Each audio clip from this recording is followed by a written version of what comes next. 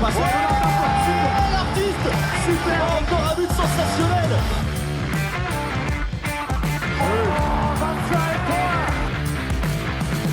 That's a brilliant bit of follow-up play by Mahe.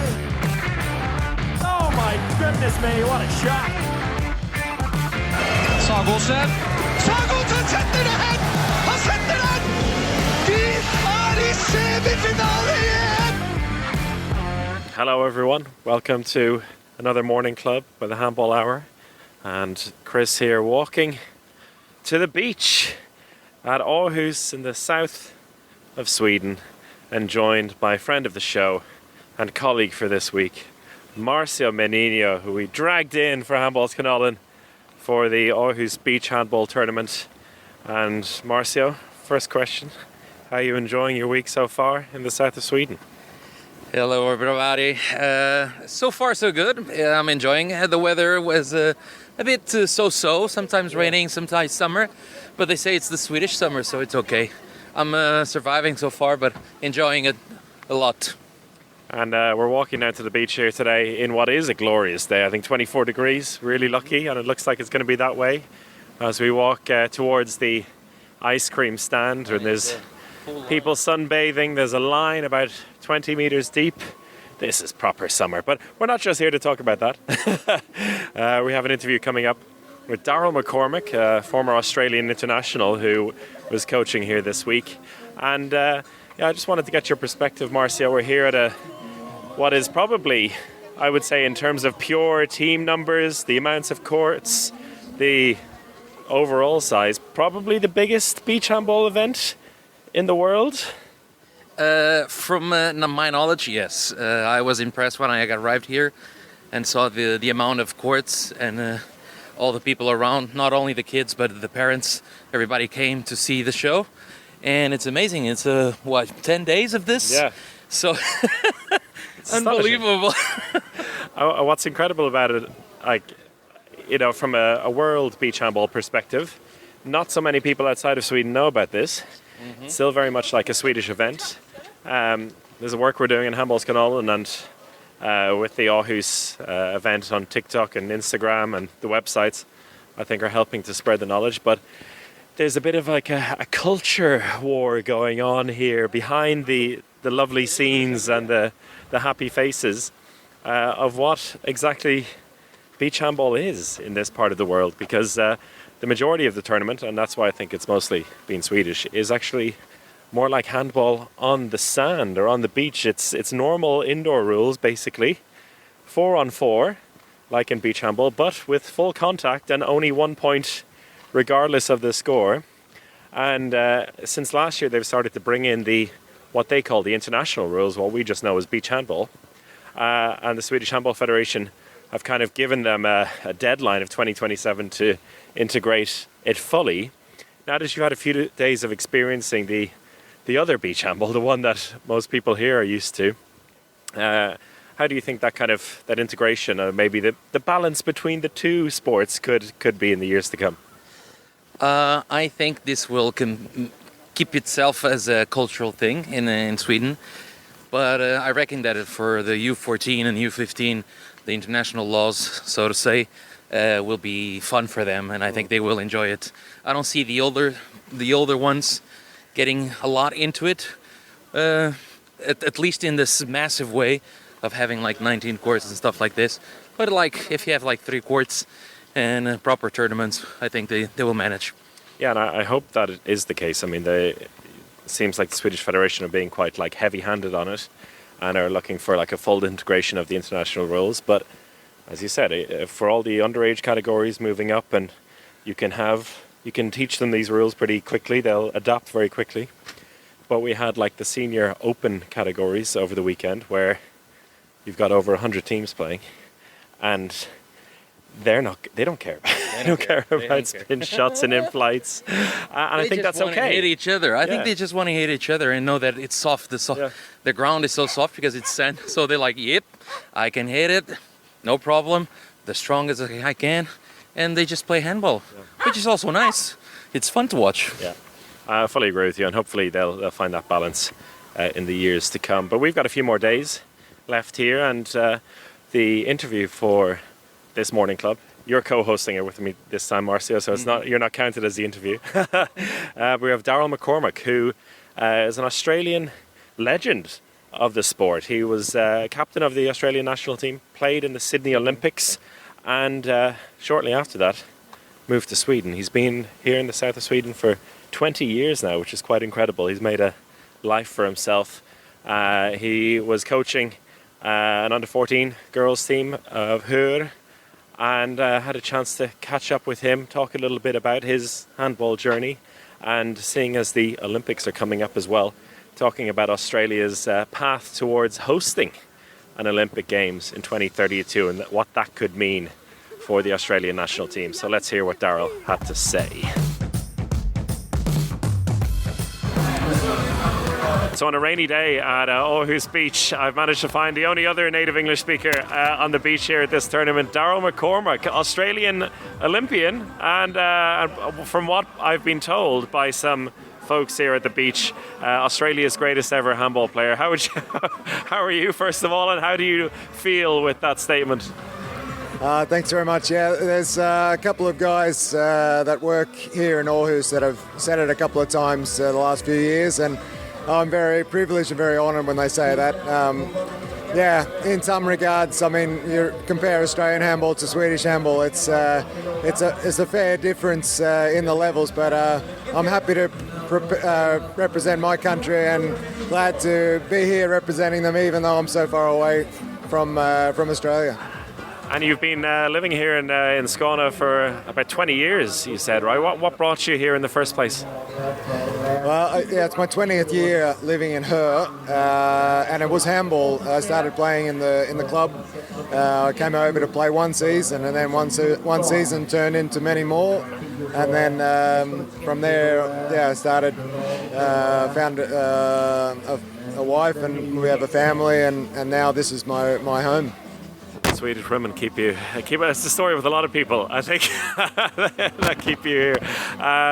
We've actually on the podcast before spoken to Type Ramadani about the Sydney 2000 journey. Where did you come into it? What was handball for you at that stage, or in the years leading up to that? Yeah, I started playing at the age of 16, and it was a teacher at my high school. It was from Germany. So he introduced me, and I played a lot of different sports as you do in Australia when I grew up. But when I stumbled upon handball, I thought this is a sport that combines a lot of the other sports that I'd grown up playing, and really enjoyed it. And then when we got the Olympics, it was sort of like, well, at that stage it was still a real dream. But yeah, and as you mentioned earlier, being left-handed, there's some advantages. And before I knew it, I was making representative teams, and then with the Olympics we got a little bit more opportunity, a little bit more funding, and got some overseas experience, and it went from there. Was Hör the first place you moved to then in Europe, or had you a bit of a journey before then? Yeah, actually I was playing handball in Brisbane, and there were a lot of exchange students, and there was one from Norway who played in his club team in Alta, which is in Norway. And he suggested it to me one day, if you ever thought of playing overseas, and I said sure, but they're not looking for handball players in Australia, anywhere in Europe. So he helped me out, and I played 2 seasons with Alta in Division 1 in Norway, and then I actually played one season in the highest league in Denmark for Roskilde, for Roar. And that was 99 before the 2000 Olympics. And I was supposed to go back after the Olympics, but the club ended up in some financial difficulties, and so I packed up my bags again and headed back home for 3 years before a new opportunity arose in Hör. So did you have your sights set a little bit then when you went back to Australia post-Olympics to come back and keep... What age were you at that point, around 2000? 2000 I was, see how my maths is, 27. Okay. Yeah. So you still had some years left in the legs then? Yeah, I felt that way, and so it's a little bit disappointing that, but at the same time, like, I devoted my whole life to handball for quite a few years, so the career aspects had struggled a little bit, and I thought, oh well, now it's time to grow up. So I had 3 years, and then this opportunity came. Thought I'll take a year and see what happens from there, and then both the career and handball opportunities. My ability to combine them in Sweden was really positive, and that's the reason I'm still here. That's fantastic, and I think what's really nice about a tournament like this, and it was the same when we were in Partilla Cup last week, you meet a lot of players who have played at a very high level and are now very much devoted to kind of the community aspect, and you're here coaching a under 14 girls team, and it looks like it's going pretty well for your team today. Yeah, thanks, Ed. It's my daughter who plays in that team. Actually, myself and Jenny, who's my assistant coach, we've had the girls since they started playing handball at the age of 5. So they've been putting up with my Swedish is pretty good, but they make a joke of it from time to time. But they've been listening to me for almost 10 years now, so they're used to me. But today we brought both teams through to, I think, the A Slutspel. So looking forward to see what happens now. And now we're into the interesting and exciting and a little bit scary part of the tournament, where it's sudden death and you lose a game. We've only lost one game in the last 2 days, two ties. Now we don't want to start losing. It's a great event, though, isn't it? I guess for kids at this stage, they obviously care about it at the moment, but the experience for the players is like the primary thing.